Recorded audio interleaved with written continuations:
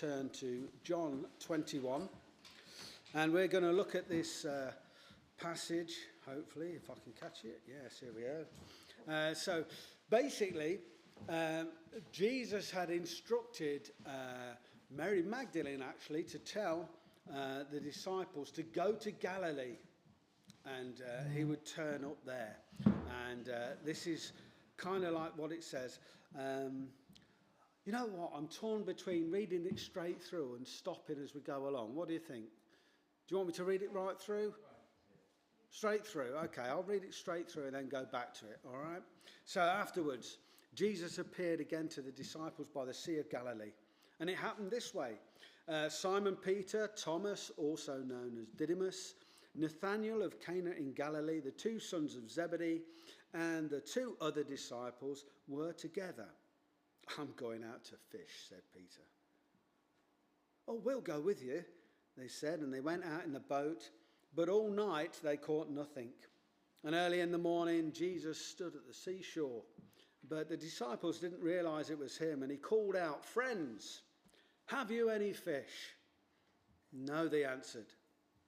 And he said, "Well, throw your net on the right side of the boat, and you'll find some there."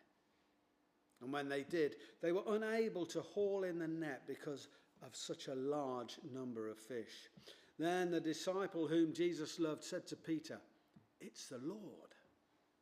And Peter wrapped his garment round him and he jumped into the water. Yeah, okay. The disciples followed in the boat, towing a net full of fish, for they were not far from the shore. It was about 100 yards. And when they landed, they saw a fire burning with coals and fish on it and some bread. And Jesus said to them, "Bring some of the fish that you have caught." And so Simon Peter climbed back into the boat and dragged the net ashore. And it was full of fish, 153. But even with so many, the net was not torn. And Jesus said to them, "Come and have breakfast." Now none of the disciples dared ask him, "Who are you?" They knew it was the Lord. And Jesus came and he took the bread and he gave it to them and did the same with the fish. Now this was the third time that Jesus appeared to his disciples after he was raised from the dead. Now I'm just going to skip really quickly through some of this. So let's see if we're in the right place. Okay, have you got questions? Because I certainly have. Okay, I don't know what your questions are, but here's mine as we go along. Why on earth were the disciples fishing? Have you ever thought that? Why on earth were they fishing? I mean, Jesus has said, through Mary, go to Galilee. All right, and so that's a place where these guys had grown up, and they had their trade there. They were fishermen and various other things as well. So it was a very familiar place for them. But why did they go fishing? Well, it doesn't really say, does it? But I can conjecture. Here's a couple of my thoughts. Peter was bored. Okay, so he'd gone to Galilee. He's waiting for Jesus. And waiting. What am I going to do? All this waiting. I could see Peter being a bit impetuous.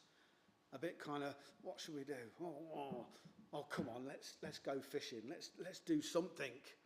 It's better than doing nothing, isn't it? Better than waiting. Or is it? I don't know. Jesus uses all circumstances, doesn't he? Even in the busyness, he can use that.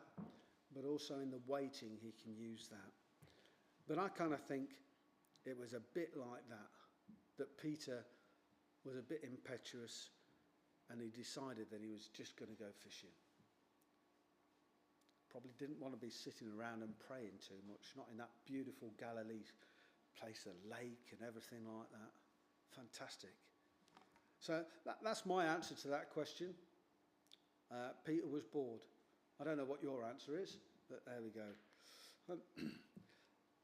Further on, it says in the passage that they'd caught these fish, and John recognised that it was Jesus and Peter. why on earth he would put a heavy coat on and then jump into the water beats me. I would have thought he would have just jumped in and then got his coat later, really. I don't know if you've got any memories about swimming in the swimming pool. Remember doing that? When you had to get your pyjamas on and swim in there, man. Yeah, I don't know why I went there, but there we go. Memories, eh? But he does that, and then they catch everything, okay, and then Jesus asks them to bring some fish. Why would he do that? Why would Jesus do that? I haven't really got an answer. I'll give you my thought. My thought is because Jesus had already prepared the breakfast, hadn't he? I mean, he'd already got it there and got it sussed. I don't think he got the menu wrong. I don't think he misjudged how many fish it needed to be on the coals or anything like that. But for me, this is about Jesus wanting to partner with us. You see, Jesus could have done everything all by himself. But it's in the disciples listening to Jesus and obeying him that they receive a fantastic catch. And then Jesus wants to partner with them. So that's that one. What's the other question? Oh, yeah. Why on earth did they count the fish? I mean, it's bonkers, isn't it? You see, Jesus is there. He's risen from the dead. It's another appearance. And you go counting fish. What's that all about? Why is it recorded? Well, I don't know if there's any particular resonance with the number 153. I don't think there is.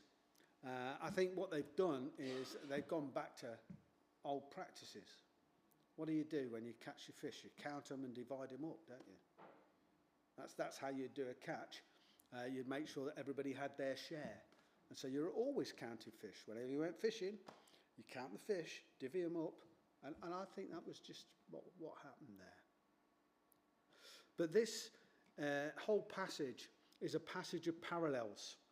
And we've dealt with the first one, or we will deal with the first one, and here we go. This is the parallels between Luke 5 and what happened there and John 21. And so what are the parallels? Well, it was a night of failure. Even though these were trained fishermen, they knew what they were doing on the lake. Both times was a night of failure.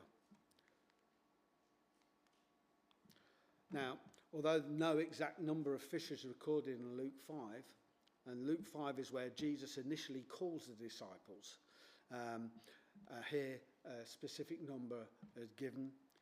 In the third and fourth, there we go. The nets begin to break.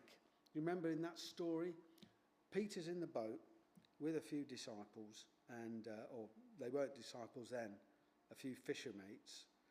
They hadn't caught anything, and Jesus said, let the net down. And they did, and they brought it up, and the nets were about to break. This net, even with 153, didn't break at all. And in fact, Peter must have been endued with supernatural strength to be the person to go back to the boat all by himself and drag the net ashore. Christ instructed from the boat. He was there present with them in the boat. But here in John, he's calling from the shore. And I think that is really a picture of Jesus being in heaven and calling out to those on earth that are doing the work. And so they're a picture of parallels. And later on, we're going to look and see about another parallel. Linda.